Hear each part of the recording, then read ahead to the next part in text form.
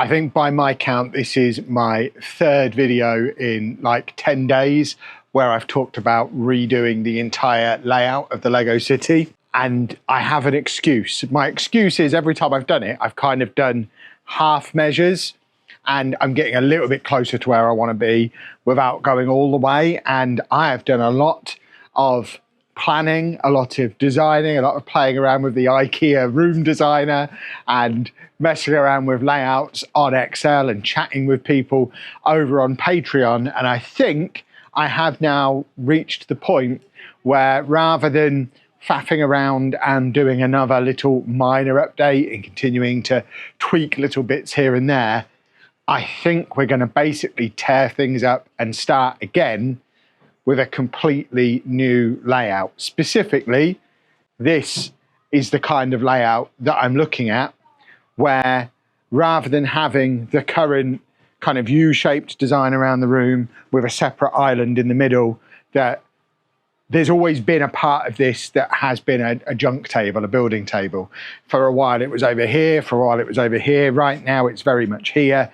I think I need to accept the fact that we're never going to get to the point where every table in this layout is going to have Lego on at all times. There's always the need for a build area. So I think we need a design that has that kind of built in rather than cannibalizing a part of the layout. So what I'm thinking is this. I'm thinking we have basically an island in the middle of the room so that we can access it from both sides. I'm thinking it goes across the back of the room at that end, and we can still have one level of like raised elevation so we can have the trains passing under it, but be able to access it from either side, be able to get round the back to the storage area that we've got around the back there, and then have it come down the middle of the room, probably about the width of that one we've got across the end there at the moment, maybe a smidgen wider, but I actually think it will be exactly that width, just a little bit further that way.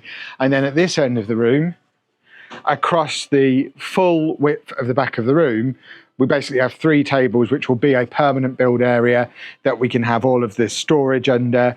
We can have the chairs set up in front of it. I've also bought 2 more of these big light things, so we can have every area of the room lit. So we'll keep the 2 in those corners, but also replace these rubbish ones and have 1 each in these corners as well. So at all times the city is lit from all 4 sides, and basically rip everything up, like I say, rip everything up and start again. It goes from, it almost will be to the point where we're almost reversing what we've got now. So pretty much everywhere there's currently table space will be empty, and everywhere that's currently empty will be table space. By my calculations, we should still end up with roughly a similar amount of table area.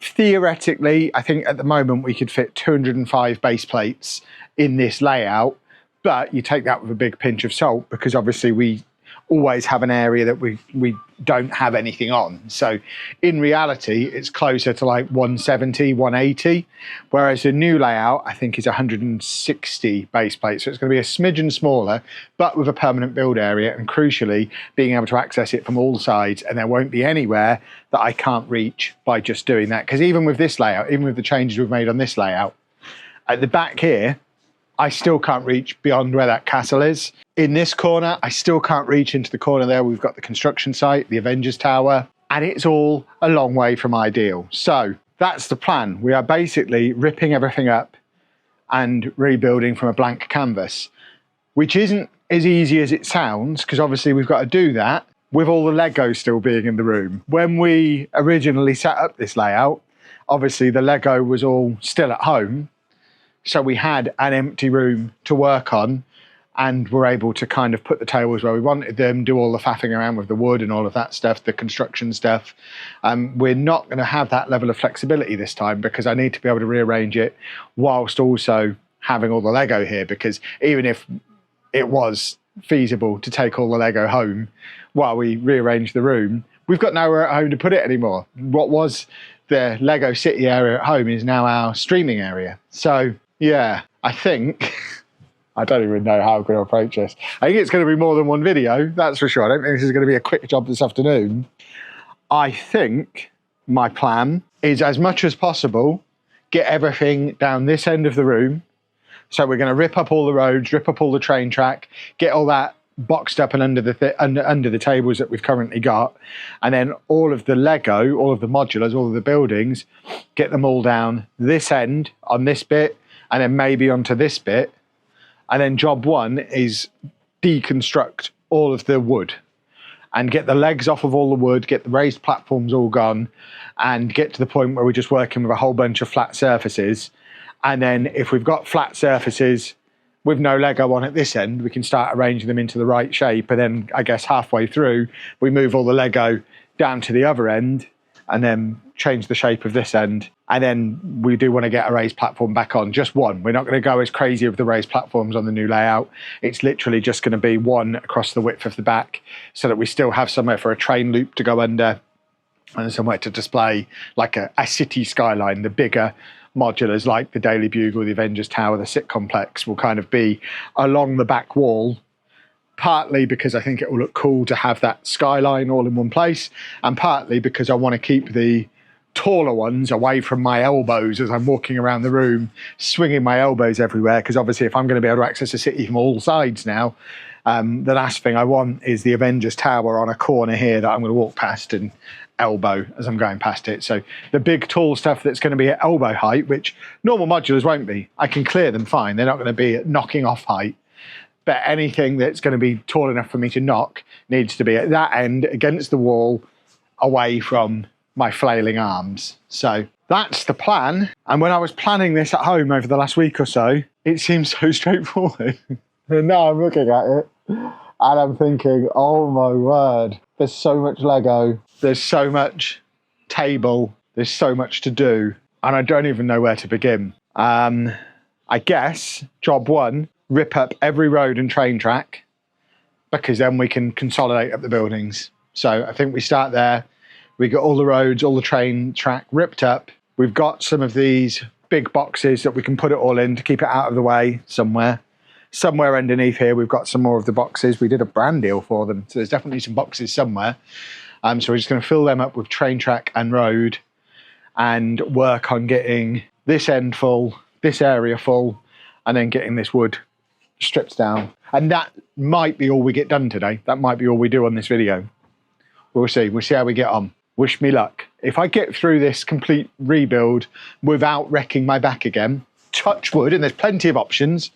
If I get through all of this without wrecking my back again, we're going to consider that a big thumbs up, because if you do check through the timeline, the last time I really destroyed my back was when we were building this layout in the first place and I was lifting these pieces of wood on my own. Do you see anybody else here with me? We're doing it again. It'll be fine. I am going to be very careful. I'd like to think I've learned from last time, and I am going to try and take it easy and not push myself too hard, not try and do too much in one go, but I do really just want to crack on with this. I think this new design is going to be so cool. But as you can see, I am putting away all of the train track, all of the road, getting all that into those two big tubs so it's easy to get back at and reuse in the new layout of the city, because we're obviously going to need to reuse it. I've got the Castle Hill tables down. These tabletops, there's a good chance they'll get reused in the new layout, but for now they get put out of the way. That was a precarious moment when I had to lift that bit of wood over the top of where Avengers Tower and the Daily Bugle are sat there, but we got through it without any major disaster, so we can then get off the next level down as well, which frees up that end to then move more Lego into, and now we've got a lot more area to play around with, and it got pretty easy from this point on, and it was just a case of clearing Lego off, clearing the panels off, and getting to the point where I started to feel my back. And I think we'll call it there for today. We've got rid of all of the thick wood, all the top levels, all the way around are gone.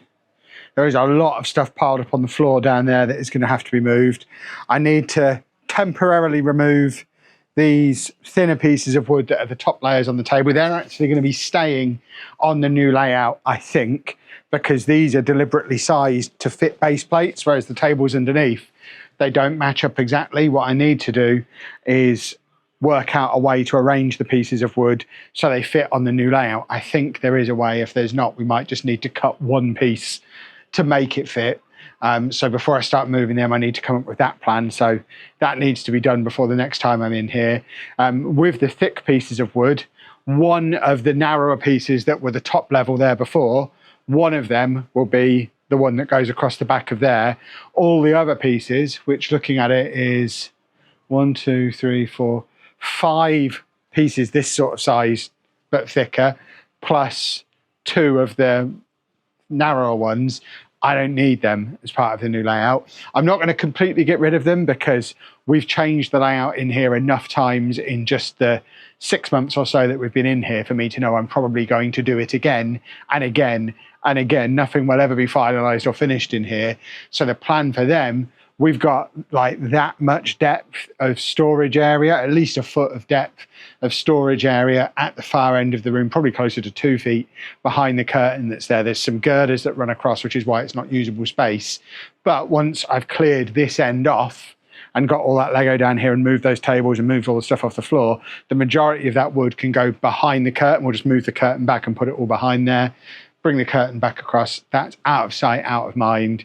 And then we can start sorting the new layout. I am hopeful that we'll just need one more video, one more session. Hopefully by the end of the next video in here, we'll have the new layout in place, albeit probably with not any Lego on, but you'll have a much clearer idea of how it's going to be. And then we'll have a few weeks getting the Lego back on, getting a first proper layout on the new structure. And then it's full steam ahead from there. Don't panic. For those of you who've been excited by some of the plans that we've had over the last few weeks, in my head and on my initial spreadsheet design, there is room for multiple trains, for Castle Hill, for theme park rides, for the beach, for a town square that's going to rotate with the seasons. So a town square that realistically, bearing in mind we're probably not going to be done with the new layout until towards the end of September, realistically the town square will probably have the winter village going on it almost immediately. Or if not, maybe a Halloween display for a month or so, and then we'll start the winter village. But yeah, we'll have that rotating town square. We're going to have lots of cool stuff. There's lots of cool ideas. I'm planning on bringing the tree house that we built on the 24-hour stream. That's going to come here from home. I want a little camping area. We've got another Bricklink designer program on the way. We've got more castle stuff at home. There's big plans. There's lots coming. We've of course got Arkham Asylum coming soon as well. All of that is in the thought process for the new layout, and it should all fit and it should look awesome. So fingers crossed, after much trial and error, we will end up with a layout that works in terms of, I mean, it needs to hit a few criteria. It needs to look cool, because obviously it needs to look cool for the videos. That's the primary purpose. It needs to look cool, but it also needs to be accessible and changeable easily. And that's where this one let itself down a little bit. There were too many areas that I couldn't reach. There was too much that we were kind of locked into certain layouts. Like we only had 2 base plates of depth throughout almost the entire city. So we couldn't do things like make an expanded X mansion because we didn't have the space to do it. Whereas aside from the bit at the end where we're going to have the skyline and a little bit of road in front of it, we're going to have probably the best part of 130, maybe 140 base plates that are just completely flat, completely open, and everything can move. Roads can move, trains can move, modulars can move, and we're just going to have so much more flexibility to change things around as we want to bring in more displays. So if we decide maybe next year that we like the way it's all set up, we don't want to change the town square, we like the market that we've put there, we can remove the castles to put the winter village in. We can remove the camping area and put an Animal Crossing island in. We're going to have so much more flexibility to change stuff around. So I've learned a lot over this process so far. I don't regret any of what we've done, either in the first Lego City, the Shelf City, or the first iteration of the city in the studio. It's all a valuable learning curve. Remember, I've never done anything like this before, aside from having little Lego towns that I would build on my bedroom floor as a kid. I've never done anything like this. I've gone into this completely figuring it out as I go and immediately started to share it with the world. So I'm going to make mistakes and we're learning together. And I think this next one is going to be cool. It's going to be really cool. Let me know what you think down in the comments. But for now, I need to have a rest because I've lifted a lot of heavy wood and done a lot of bending, and my back is just saying, hey, Kev, maybe now's the time to stop before you hurt yourself. It doesn't hurt yet, but I'm actually listening to my body. Look at me becoming a grown-up. So if you have enjoyed watching me use a drill and lift wood and barely touch Lego, I've done as much DIY on this channel as I have Lego, but if you have enjoyed it, please make sure you leave a nice big thumbs up on there for me. What do you think of the new camera angles, by the way? I've got a magnet camera mount, so I can put it, I'm in a metal box. I can mount my camera on any wall, and I've only just realized it. But yeah, if you have enjoyed the video, leave a thumbs up on there for me, subscribe to the channel for loads more Lego content, and thank you very much for watching. And of course, thank you very much to all of my awesome Patreons and Brick Prize Drawers, whose truck is around somewhere, for making all of this happen. Next time you see me, I might even have a new modular building because Detective's office is on the way.